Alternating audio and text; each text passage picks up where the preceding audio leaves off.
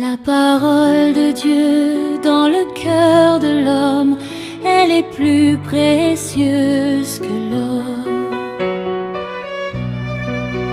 Bonjour chers frères et sœurs en Christ, que Dieu bénisse en cette merveilleuse journée. Nous lisons ce matin dans Hébreux 12 à partir du verset 1.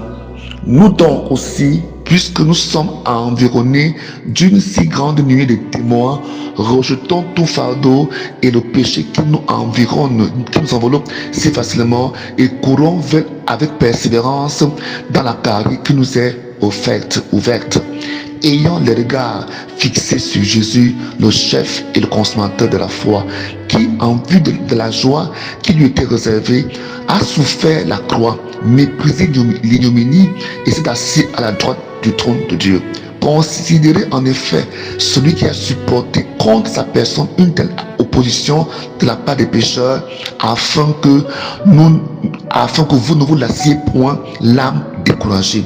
Ici, l'apôtre nous montre que nous devons prendre l'exemple sur Jésus comme modèle, comme notre guide, comme notre chemin, comme celui qui nous a laissé des traces sur lesquelles nous devons marcher. Et il montre comment le Seigneur Jésus lui-même a supporté la croix, a supporté, n'est-ce pas, les injures, le mépris.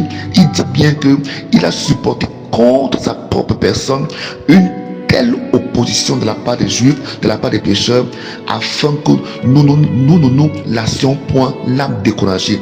Les persécutions, les oppressions, les outrages, toutes ces choses-là qui viennent, n'est-ce pas, dans notre vie à cause de Jésus-Christ, ne doivent pas nous amener à être découragés, mais plutôt nous doivent davantage nous pousser à nous sentir proches tout près de Jésus, tout près de lui, parce qu'il a souffert. Verset 4, il dit: vous n'avez pas encore résisté jusqu'au sang en luttant contre le péché. Vous voyez que l'apôtre ici nous montre que la lutte contre le péché, la vie de la sanctification, la vie de Christ est cette semence-là, est cette substance-là qui pousse le monde à nous persécuter.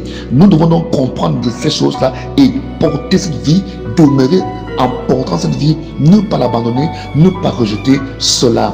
Il dit ici que vous n'avez pas encore supporté, résisté jusqu'au sang en luttant contre le péché. Verset 5, et vous avez déjà oublié l'exhortation qui vous a été adressée comme à des fils. Vous voyez, nous sommes des fils de Dieu. Mon fils, ne méprise pas le châtiment du Seigneur et ne perds pas courage lorsqu'il te reprend, car le Seigneur aime, il châtie ceux qu'il aime et il frappe de la verge tout ce qu'il reconnaît pour ses fils. Très important, nous l'avons dit hier, que le Dieu que nous servons, le Dieu qui a envoyé Jésus-Christ, la Bible dit que s'il n'a pas épargné son fils, c'est bien écrit. Il dit même que car le Seigneur châtie celui qu'il aime. Donc si Dieu t'aime, il va seulement te châtier. Si Dieu t'aime, il va te châtier.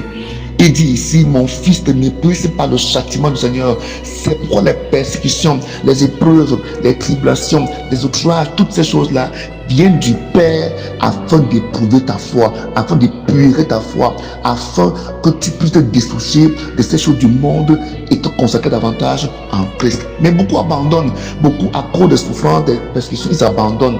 Or, ces choses viennent pour éprouver la foi. La Bible nous fait comprendre que la foi est quoi? Hébreux 1, 11, verset 1, la foi est une ferme assurance des choses qu'on espère et une démonstration de ce qu'on ne voit pas. Comment saura-t-on que ta foi est ferme si elle n'a pas éprouvé?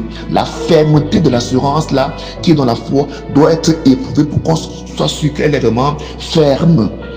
La Bible dit donc que le Seigneur châtie celui qu'il aime et frappe de la verge tout ce qu'il reconnaît pour ses fils.